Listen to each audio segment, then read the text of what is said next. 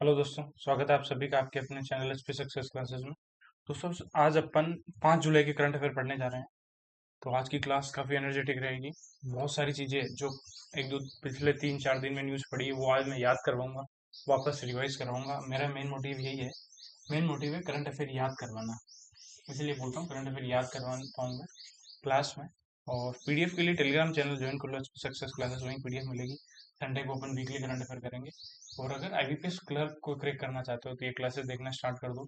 RRB PO RRB clerk और IBPS clerk की complete strategy मैंने अपलोड कर दी है, वो जाके देख लेना। तो अब अपन स्टार्ट करते हैं आज की क्लास। पूरा एनर्जेटिक होकर क्लास में इन्वॉल्व होगे तो आपको पढ़ने में मजा आएगा। और बहुत सारी चीजें क्लास के अंदर ही याद हो जाएगी। मैं बोल बोल के रिवाइज करवाता हूँ, तो जो मैं बोलता हूँ वो सुनना करो आप। ठीक है।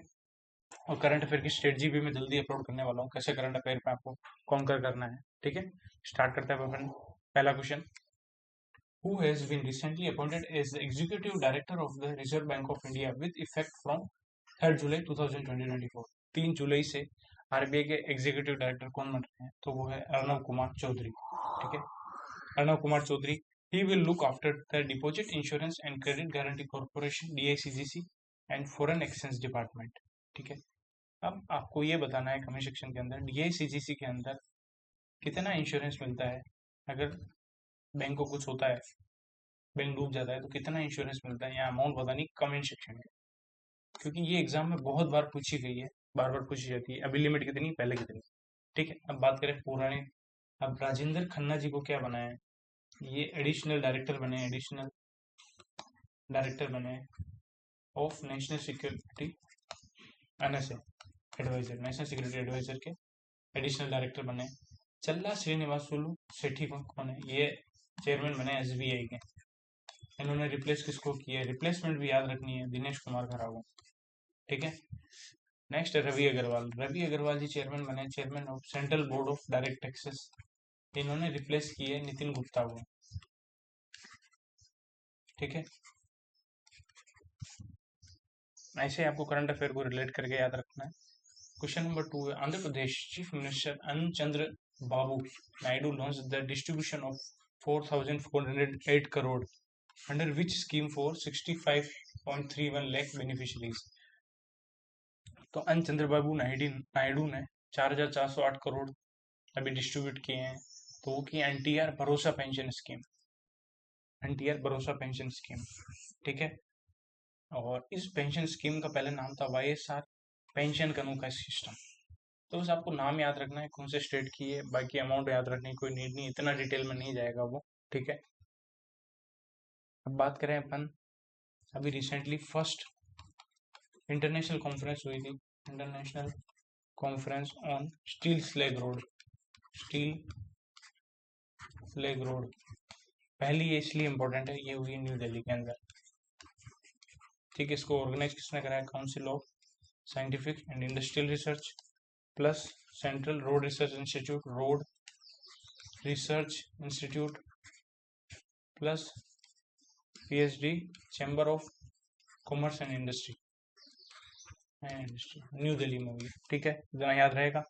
नेक्स्ट चलते क्वेश्चन नंबर 3 पे। क्वेश्चन नंबर 3 बोल रहा है, which state government has recently notified new acts to provide social security and welfare measures to motor transport and allied worker. जितने भी मोटर ट्रांसपोर्ट और अलाइड वर्कर है उनको social security and welfare provide करवाएगा। उसके लिए नया एक्ट लेके आया है, तो वो लेके आया है कर्नाटक।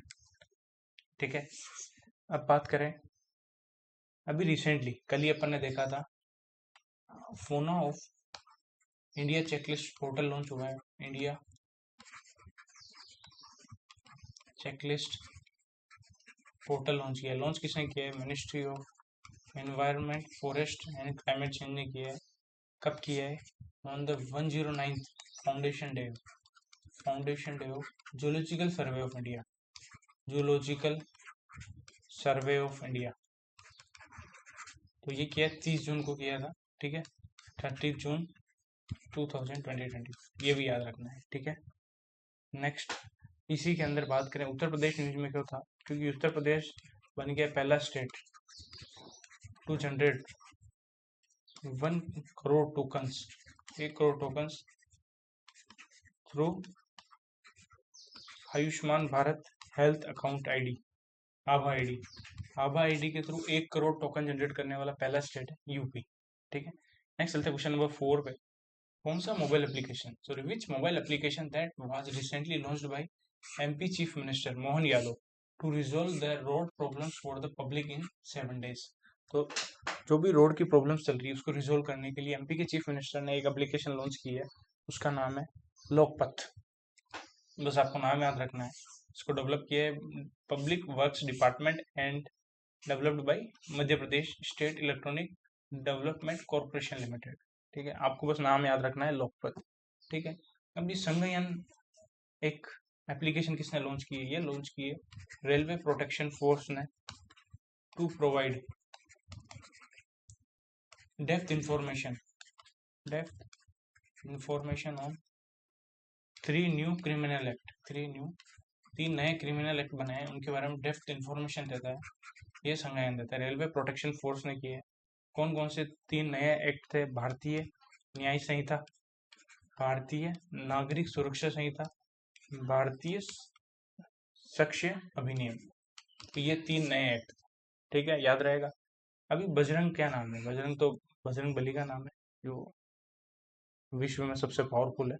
ठीक है, तो बजरंग अभी लॉन्च किया है, तो वो है थर्ड 25T बोलर्ड टग है, जो इंडियन नेवी को दी है। बोलर्ड टग जो दी इंडियन नेवी को, और ये डेवलप किसने की है? मैन्युफैक्चर की MS soft private limited, MS soft shipyard private limited ने। ठीक है, कमेंट सेक्शन में जो भी क्वेश्चन पूछो उसका रिप्लाई जरूर देना है। एक और क्वेश्चन मैं पूछता हूँ, आईएमपीएस की लिमिट कितनी है पर डे की? लिमिट कितनी है? ठीक है, अब ये बताना पर डे की लिमिट है या पर ट्रांजेक्शन की लिमिट है, जो भी आप लिमिट बताओगे। तो ये क्वेश्चन पूछते हैं इंटरव्यू में।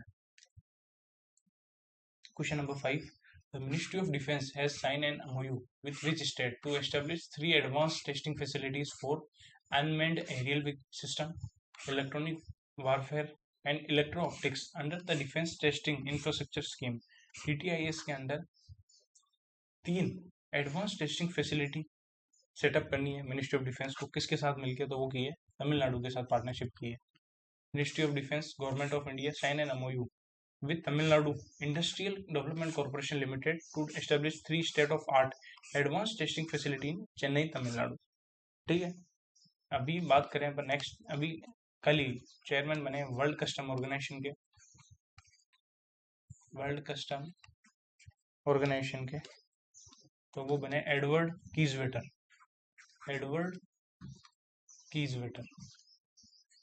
ठीक है, कमेंट सेक्शन में बताना वर्ल्ड कस्टम ऑर्गेनाइजेशन का हेडक्वार्टर कहाँ है। ठीक है, वर्ल्ड डेयरी फेडरेशन का हेडक्वार्टर कहाँ है? नाटो का हेडक्वार्टर कहाँ है? इन तीनों का हेडक्वार्टर कमेंट सेक्शन में जरूर बताना। अभी बात करें भारत पेट्रोलियम कॉरपोरेशन लिमिटेड, अभी प्रिंसिपल पार्टनर बन गया है, इंडियन ओलंपिक टीम का प्रिंसिपल पार्टनर बना है इंडियन ओलंपिक एसोसिएशन का फॉर 4 ईयर टर्म, 4 ईयर के लिए, पेरिस ओलंपिक से लेके लॉस एंजलिस ओलंपिक तक, पेरिस ओलंपिक से लेके लॉस एंजलिस ओलंपिक तक। क्लियर हो गया? नेक्स्ट चलता है क्वेश्चन नंबर 6 पे। क्वेश्चन नंबर 6 बोल रहा है which portal was recently launched by ministry of coal and mines to provide financial support of 1 lakh rupees to eligible candidates preparing for UPSC. तो यूपीएससी के लिए जो भी प्रिपेयर कर रहे हैं उनके लिए फाइनेंशियल सपोर्ट के लिए 1 लाख रुपए प्रोवाइड करेगी ministry of coal and mines. उसके लिए उन्होंने एक पोर्टल लॉन्च किया, उस पोर्टल का नाम है निर्माण पोर्टल। ठीक है, क्या क्या है इस पोर्टल के बारे में देखते हैं अपन।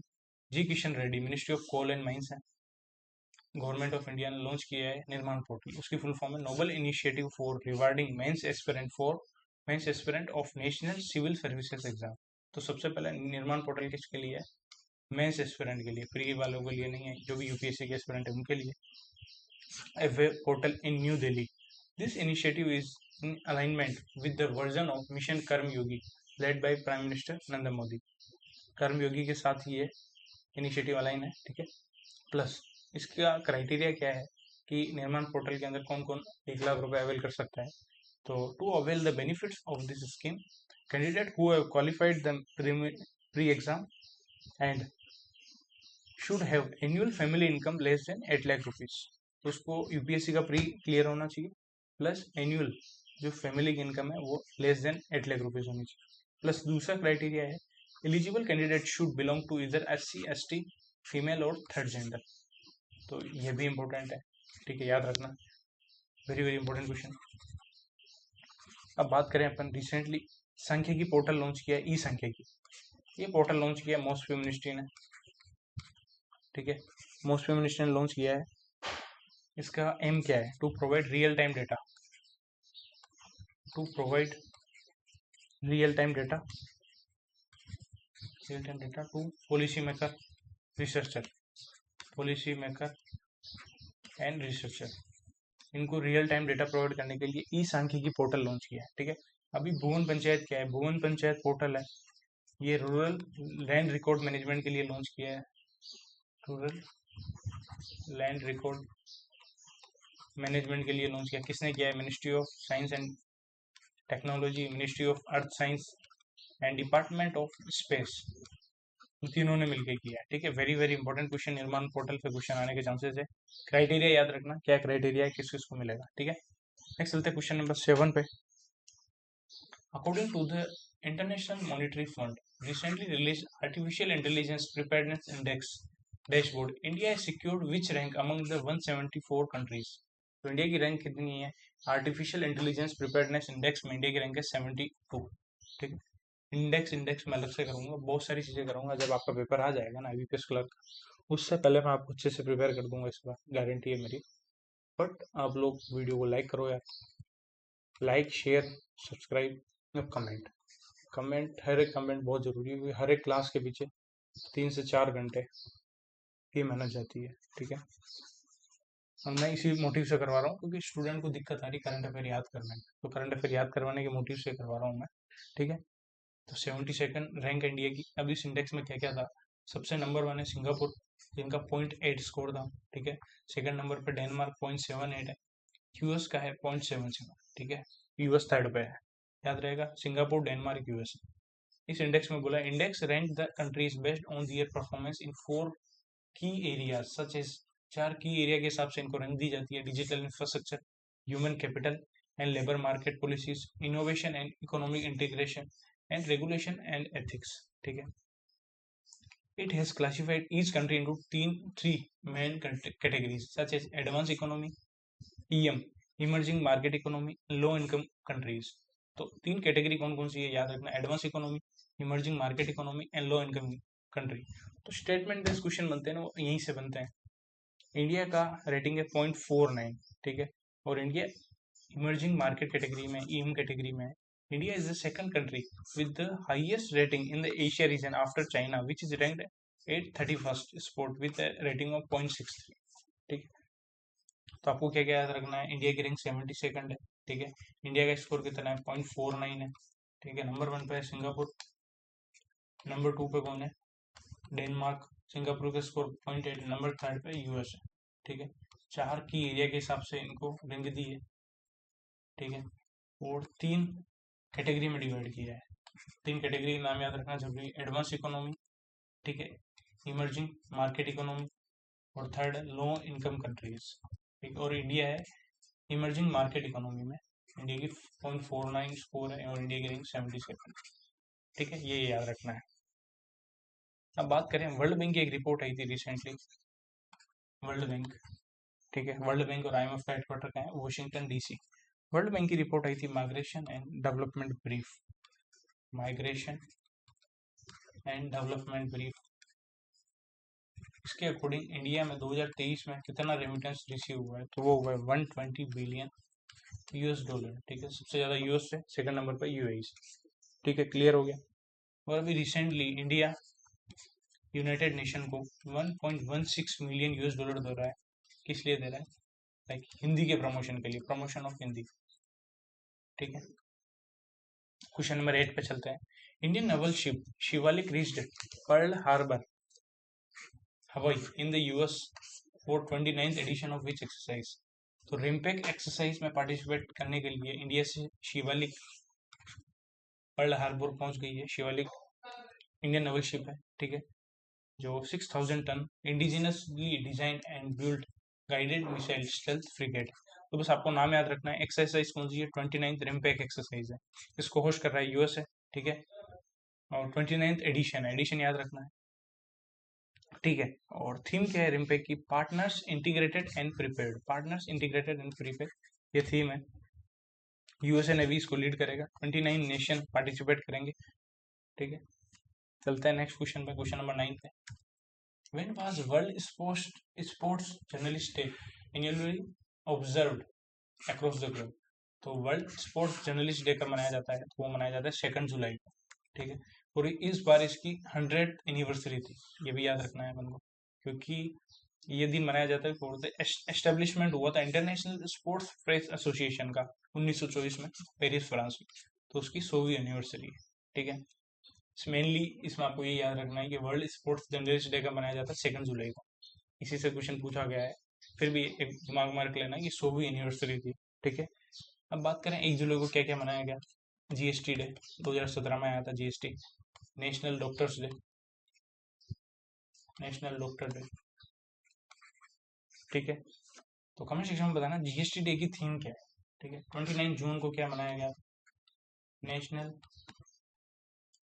स्टेटिस्टिक्स डे, ठीक है। इसकी थीम क्या थी? थीम इसकी इंपॉर्टेंट है, use of data, use of data for decision making,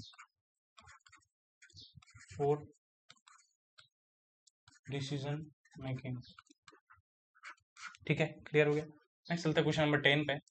question number 10 बोल रहा है कि international plastic bag free day कब मनाया जाता है? तो वो मनाया जाता है 3 जुलाई को। बस आपको ये याद रखना है international plastic bag free day कब मनाया जाता है, ठीक है। अब बात करें 30 जून को कौन कौन सा डे मनाया? इंटरनेशनल एस्टेरॉयड डे, ठीक है। दूसरा international day of parliamentarism, international day of parliamentarism. और दोस्तों करंट अफेयर जो अभी क्लर्क का एग्जाम है, जो भी क्लर्क का एग्जाम होता है उसमें 50 क्वेश्चन आते हैं करंट अफेयर के।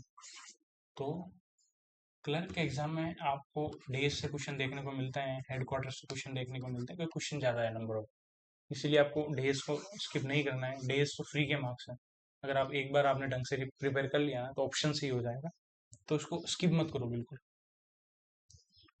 क्वेश्चन नंबर 11 है, very very important. What is the name of spacecraft that has recently become India's first space based solar observatory mission to complete its first halo orbit around the sun earth Lagrangian point? तो जो L1 point है उसके around में first hello orbit है, उसको complete किया है। तो उस स्पेसक्राफ्ट का नाम है आदित्य L1 मिशन, ठीक है। आदित्य L1 मिशन बोलते हैं इसको, ठीक है। आदित्य L1 एक स्पेसक्राफ्ट है जिसने हेलो ऑर्बिट को, एक साइकिल को पूरा किया, ठीक है। अब देखते क्या है। Aditya L1 spacecraft, India's first space-based solar observatory mission at the L1 point, completed its first halo orbit around Sun-Earth L1 point. The spacecraft in halo orbit takes 178 days to complete one revolution around L1. तो L1 point के one revolution के लिए कितने दिन लगे? दिन याद रखना, 178 डेज, ठीक है। 178 डेज, ठीक है। हेलो ऑर्बिट क्या? Hello orbit is a periodic 3D orbit at L1 involving Sun, Earth and a spacecraft, ठीक है। Hello orbit around the L1 of the Sun Earth system is about 1.5 million kilometre from the Earth। तो hello orbit कितना दूर है? 1.5 million kilometre away है अर्थ से, ठीक है। और टाइम कितना लगा हेलो ऑर्बिट को, L1 को? 178 डेज, ठीक है। और Aditya L1 is a satellite dedicated to the comprehensive study of sun, specifically the photosphere, chromosphere and corona of sun, ठीक है। Very very important question. अभी सेबेक्स बनाया था, सेबेक्स टू किसने बनाया था? Economic explosive limited, economic explosive limited ने, कल ही पढ़ा था आपने। और अडानी डिफेंस एंड एरोस्पेस ने, डिफेंस एंड एरोस्पेस में क्या किया? थेल्स ग्रुप के साथ पार्टनरशिप करके, थेल्स ग्रुप कहाँ का है? फ्रांस का, उसके साथ पार्टनरशिप करके 70 mm रॉकेट्स बना रहे हैं, ठीक है। नेक्स्ट क्वेश्चन नंबर 12 है, कौन अभी नीदरलैंड के नए प्राइम मिनिस्टर बने हैं? तो वो बने हैं डिक स्कूफ, ठीक है। इन्होंने रिप्लेस किसको किया है? रिप्लेस किया मार्क रूटे को, ठीक है।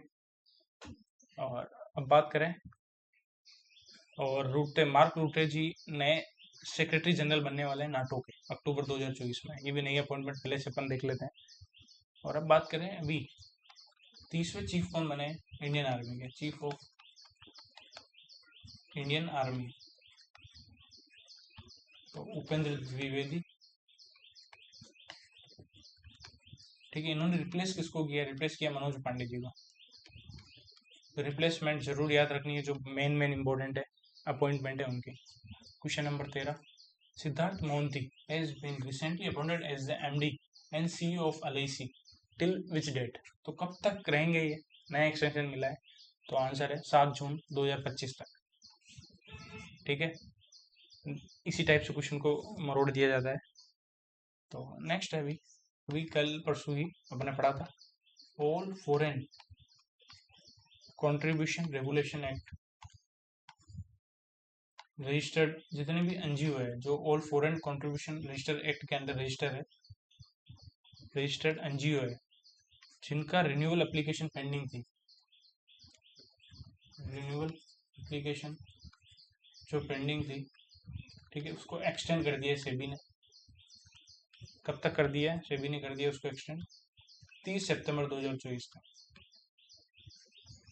ठीक है, 30 सितंबर 2024 तक एक्सटेंड कर दिया। ठीक है, और अभी सेबी ने बोला है कि जो भी बेसिक सर्विस डीमेट अकाउंट होंगे उसकी थ्रेशोल्ड लिमिट को 2 लाख से बढ़ा के 10 लाख कर देगा।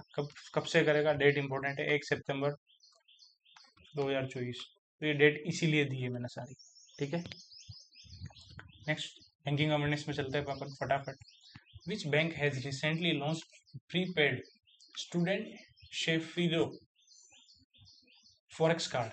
शेफिरो फॉरेक्स कार्ड किसने लॉन्च किया for Indian student heading abroad for higher education. जो भी अब्रॉड में रह रहे हैं उनके लिए स्टूडेंट शेफिरो फॉरेक्स कार्ड किसने लॉन्च किया, वो किया आईसीआईसीआई बैंक ने। ठीक है, बस आपको नाम याद रखना है, इससे ज़्यादा डिटेल में नहीं जाएगा। और एमएसएमई सहज किसने लॉन्च किया, एमएसएमई सहज वो किया स्टेट बैंक ऑफ इंडिया ने। ठीक है, जो भी एमएसएमई जीएसटी रेजिम के अंदर है और जिनके पास 1 लाख का इनवॉइस है तो उनको फाइनेंसिंग के लिए एलिजिबल है एमएसएमई सहज के थ्रू ऑन टैप 1 क्लिक पे। ठीक है, ये एसबीआई ने लॉन्च किया। अभी बैंक ऑफ इंडिया को अटल पेंशन योजना में अल्टीमेट चैंपियन कब जीता है, अल्टीमेट चैंपियन कब जीता है। ठीक है, नेक्स्ट चलते question number 15 and last question. Which bank has recently signed a co-lending partnership with Piramal Capital and Housing Finance Limited for micro, small, medium enterprises and home loan segment? तो MSME और home loan के लिए Piramal capital and housing finance के साथ partnership की axis bank ने। ठीक है, एक्सिस बैंक ने पार्टनरशिप की है। अभी बात करें, एक प्रोजेक्ट नेक्सस आया था,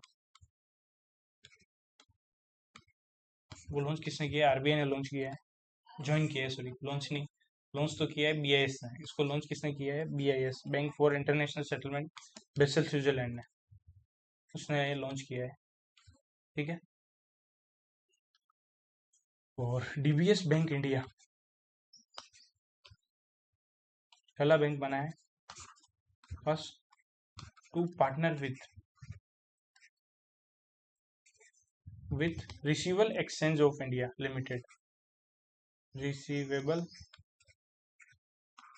exchange of India limited. Okay, thank you, वो भी एमएसएमई की फाइनेंसिंग के लिए। Okay, thank you for watching this video, मिलता है नेक्स्ट वीडियो में। जय श्री राम। वीडियो को लाइक करना, कमेंट जरूर करना, मिलते हैं नेक्स्ट वीडियो में।